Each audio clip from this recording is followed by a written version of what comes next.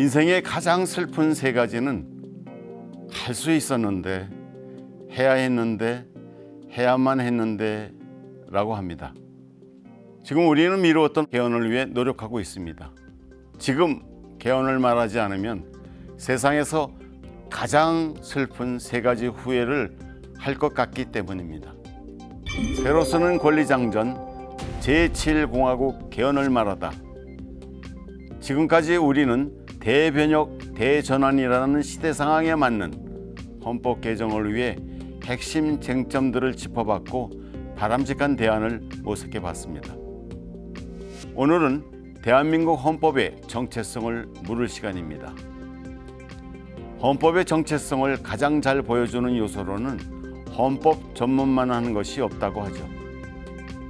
헌법에서 헌법 전문이 어떤 의미가 있는지, 또 변화된 시대 상황에 맞게 헌법 전문을 어떻게 바꿔야 하는지 지금부터 서울대학교 홍준영 명예교수와 함께 시작해 보겠습니다.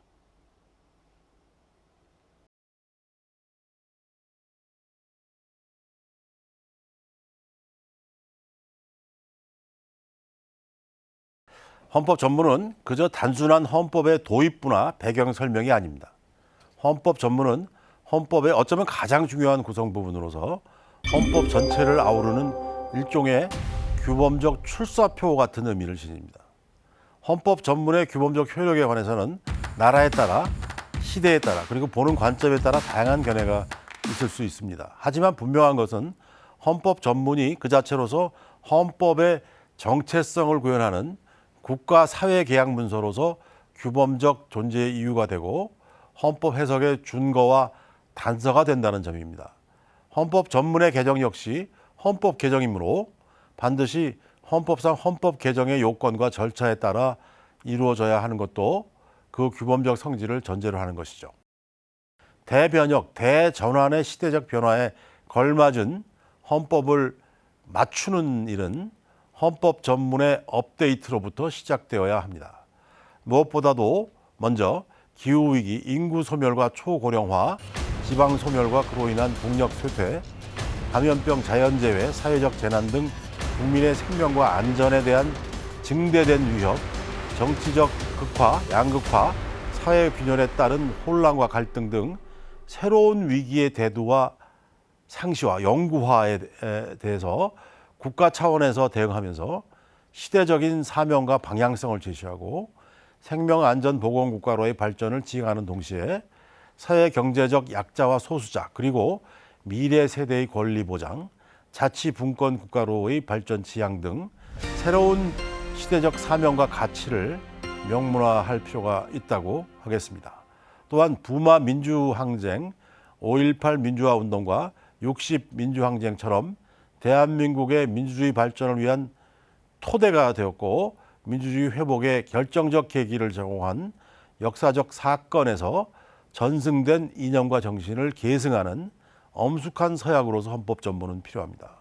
또한 한미적 통일의 원대한 과업을 달성하기 위하여 최선을 다하겠다는 다짐을 추구하는 장으로서도 헌법 전문은 필요합니다.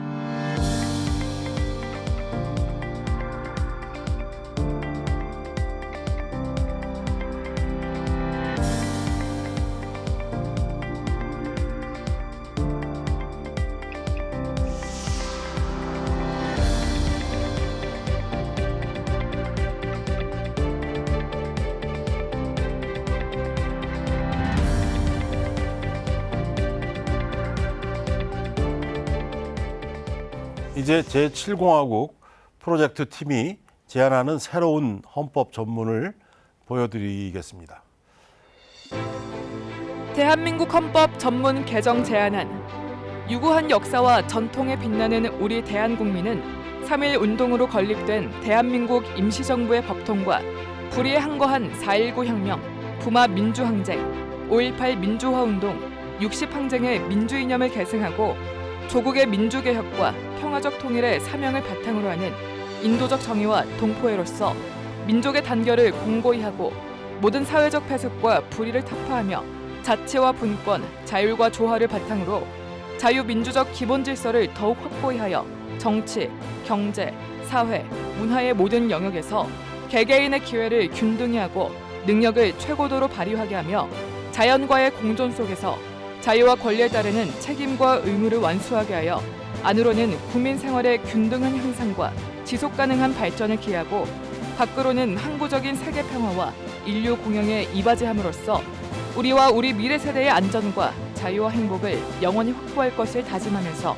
1948년 7월 12일에 제정되고 9차에 걸쳐 개정된 헌법을 이제 국회의 의결을 거쳐 국민투표에 의하여 개정한다.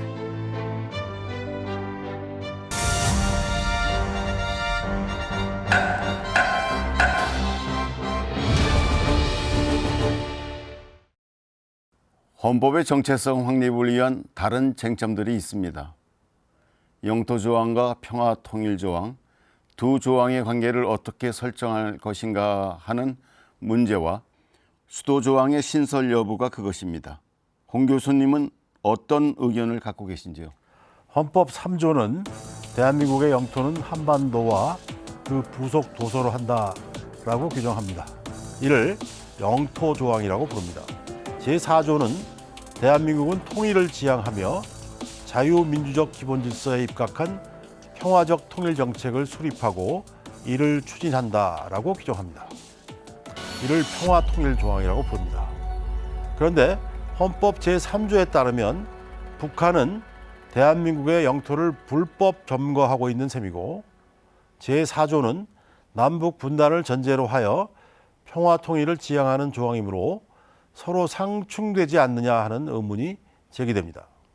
우리 헌법상 영토조항은 제헌헌법부터 현행헌법까지 변함없이 유지되어 온 조항이지만 현실적으로 대한민국의 국가 권력은 1953년 휴전협정으로 설정된 군사분계선 남방에서만 실효적으로 행사될 수 있습니다. 현실적으로 휴전선 북쪽까지는 지배력이 미치지 못합니다. 그럼에도 불구하고 헌법 제3조가 대한민국의 영토는 한반도와 그 부속 도서로 한다라고 규정한 것은 어떤 법적 의미가 있을까요? 학자들은 세 가지를 듭니다. 대한민국의 영역이 구한말 시대 국가 영역에 기초한다는 것을 의미하고, 둘째, 우리나라의 영토의 범위를 명백히 밝혀서 타국에 대한 야심이 없음을 표시하는 국제평화 지향의 의미를 가지며, 셋째, 남북한 분단 상황에서 대한민국 헌법이 대한제국 이래 북한 지역을 포함하는 우리나라 영토 전체에 시행될 것을 전제하면서 헌법 3조의 영토 조항이 헌법에 들어갔다는 것입니다. 여기서 관건은 세 번째, 즉 우리 헌법상 영토 조항은 북한 지역에도 그 효력을 미친다는 의미입니다.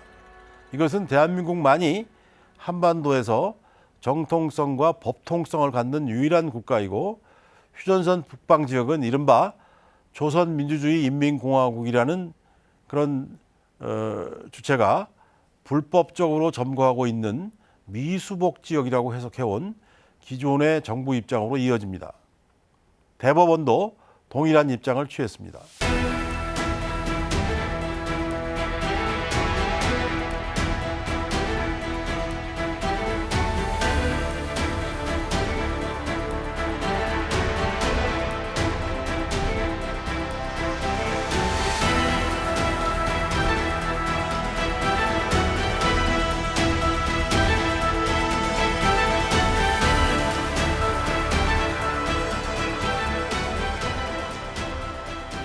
북한의 헌법상 지위는 대한민국 헌법의 영토 조항에 합치되지 아니하는 사실상 정권이지 합법적인 정부를 지닌 헌법상 국가는 아니며, 영토 조항의 규범력은 북위 38도 이북 지역에도 미친다는 것이 다수설의 입장으로 대법원의 판례와 같은 맥락입니다.